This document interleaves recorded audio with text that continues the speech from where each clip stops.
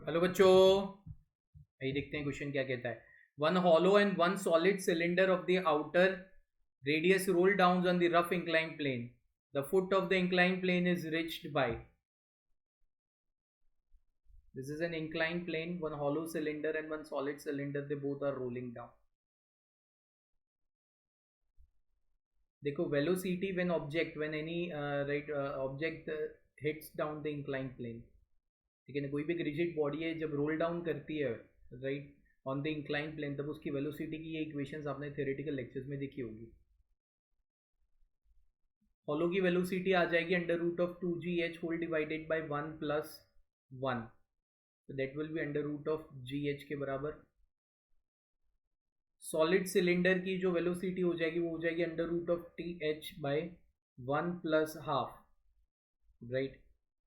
So that would be equivalent to 3/2 हो जाएगा, तो this will be 2 under root of gh by 3. Initial velocity दोनों की 0 है, फाइनल वेलोसिटी दोनों की ये है, तो क्या मैं कह सकता हूं इनका जो एक्सेलरेशन है that is velocity into time t1 a1 v1 and a2 that is equivalent to v2 into time t2, राइट. तो ये हम v1 t1 equivalent to v2 t2 acceleration इसका जो भी हो दोनों के लिए लगेगा तो इक्वली, क्योंकि दोनों का मास और रेडियाई दोनों सेम है, राइट. तो v1 हो जाएगी आपके under root of gh time t1 हो जा रहा है, राइट. और v2 जो हो जाएगी वो हो जाएगी 2 under root of gh by under root of 3 into time t2 हो जा रहा है.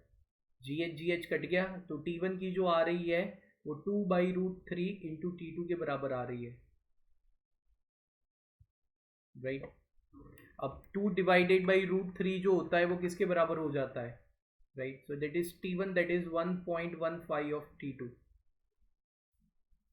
Right. t1 is a time for hollow cylinder,